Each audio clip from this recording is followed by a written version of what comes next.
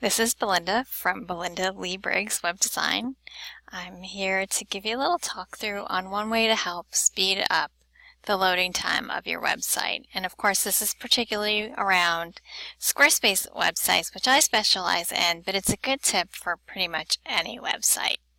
So when you download your file here from your stock image supplier or your photographer, wherever it is, you're going to rename it an SEO friendly name with those dashes.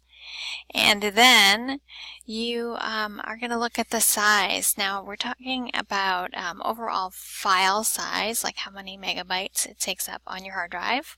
And of course you also want to look at dimensions. So let's right click here and we're going to look a bit more and we're going to find dimensions. And we're going to add that on here. Okay, I can't register dimensions on this image, so we're not going to worry about that. But right now what I do know is it's too big for my website, at least as far as file size is concerned. And how do I know that? Well, Squarespace actually tells you in their recommendations for formatting your image that ideal image size is less than 500 KB. Okay. They have a image upload size limit of 20 megabytes, but you don't even want to come near that because it's going to affect your site performance. So as we can see, they're telling us it's going to affect site performance, so we want to make sure we address that and bring down the overall size of our file. Now, in addition to that are concerns around dimensions, right?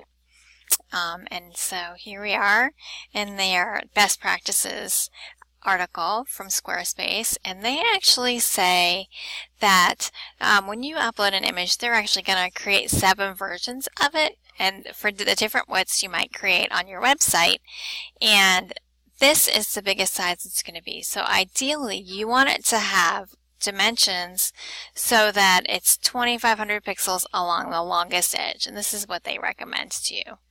Okay, so that's what we're going to do right now. What I like to do is I use a free program called GIMP, and the way it works is you just say File, Open, and you find your, a lot of times it will come down in different file formats. This one's actually Photoshop format, and that's okay because our program can handle it. And it popped up this thing about asking about the color profile. I'm just going to keep the color profile that's already in there. Okay, so as we can see, it looks like based upon the bar up here that our image is blowing out over here a little over 3,000 pixels on its longest edge. Okay, we're not worried about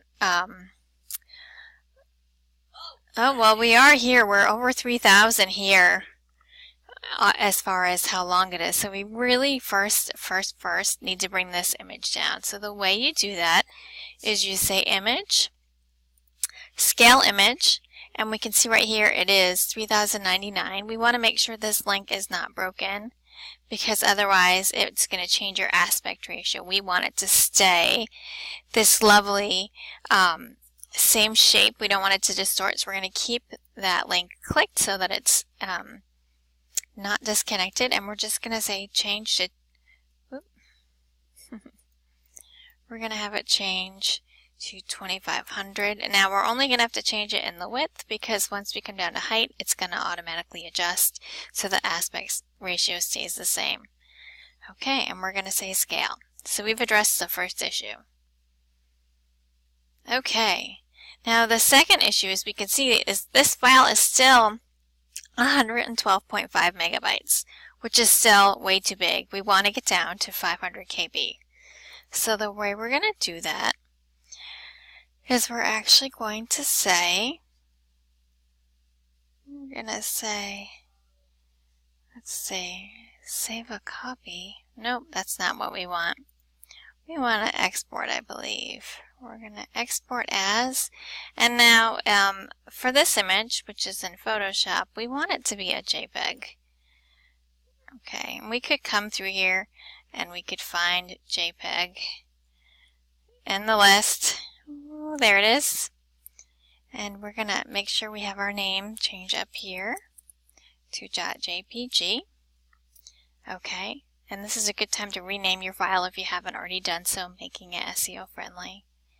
And we're going to say export. Now the next thing it's going to do, and this is the important part about adjusting the overall file size, is we're going to adjust the quality. Now, the reason why this image was so large to begin with, and I've seen much larger actually, is because for print, you really have to be careful with the quality of the image, the DPI. But for the web, an image as low as 72 is great, so we can adjust the quality, and basically that's what we're going to do here.